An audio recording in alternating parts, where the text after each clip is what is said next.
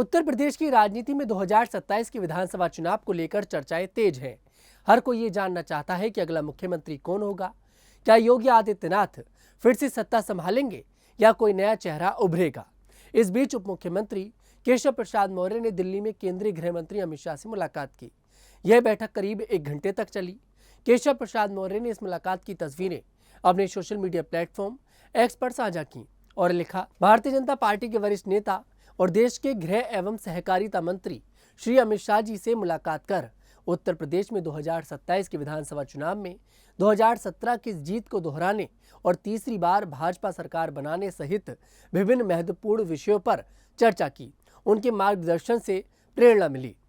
इस मुलाकात ने कई सवाल खड़े किए, खासकर यह कि क्या केशव प्रसाद मौर्य 2027 के विधानसभा चुनाव के लिए अपनी राजनीतिक जमीन तैयार कर रहे हैं।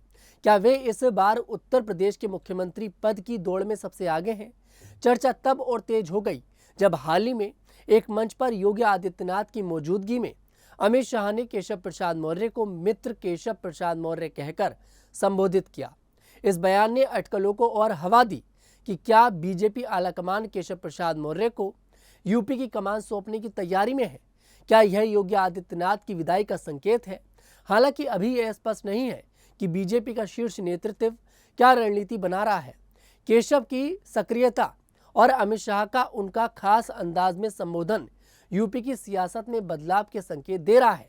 आपको बता दें, हाल ही में केशव प्रसाद मौर्य के खेमे के एक विधायक ने तो ये तक कह दिया था कि योगी बाबा को दिल्ली भेज दो और उत्तर प्रदेश की कमान केशव प्रसाद मौर्य के हाथ में दे दो।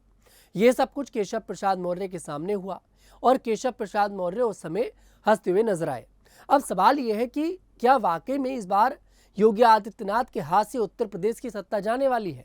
आपको बता दें, पिछले कुछ समय से लगातार ये चर्चा चल रही है कि इस बार भारतीय जनता पार्टी उत्तर प्रदेश का मुख्यमंत्री बदल सकती है। हाल ही में योगी आदित्यनाथ के जन्मदिन पर उत्तर प्रदेश के पूर्व मुख्यमंत्री और समाजवादी पार्टी के मुखिया अखिलेश यादव ने योगी आदित्यनाथ को जन्मदिन की शुभकामनाएं दी। लेकिन गौर करने वाली बात थी कि अखिलेश यादव ने योगी आदित्यनाथ के नाम से पहले मुख्यमंत्री नहीं लगाया। मतलब साफ है कि विपक्ष भी इस बार ये मान चुका है कि उत्तर प्रदेश से योगी आदित्यनाथ की विदाई होने वाली है। सवाल यह है कि अगर योगी आदित्यनाथ की उत्तर प्रदेश से विदाई होगी तो फिर योगी आदित्यनाथ कहां पर आएंगे। क्या योगी आदित्यनाथ को दिल्ली में कोई बड़ी जिम्मेदारी दी जाएगी। चर्चा ये भी चली थी कि इस बार योगी आदित्यनाथ को राष्ट्रीय अध्यक्ष बनाया जा सकता है। हालांकि उन अटकलों पर देखिए ब्रेक लग गया और चर्चा ये भी है कि 2029 में इस बार योगी आदित्यनाथ को प्रधानमंत्री चेहरे के लिए आगे किया जा सकता है। हाँ, पर यह भी सोचना पड़ेगा कि क्या योगी आदित्यनाथ तैयार हैं। क्या योगी आदित्यनाथ उत्तर प्रदेश छोड़ने के लिए बिल्कुल पूरी तरह से तैयार है। इसका जवाब है नहीं। योगी आदित्यनाथ ने हाल ही में एक बयान दिया था।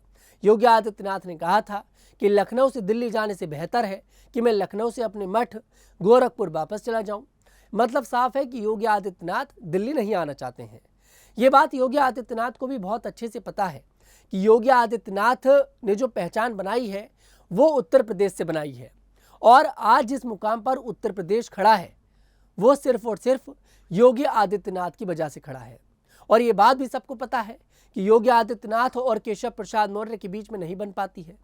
अब केशव प्रसाद मौर्य और अमित शाह की ये जो नज़दीकियां हैं, आने वाले समय में क्या रंग लेकर आएंगी ये तो खैर समय ही बताएगा। फिलहाल आपको क्या लगता है कमेंट सेक्शन में जरूर बताइएगा।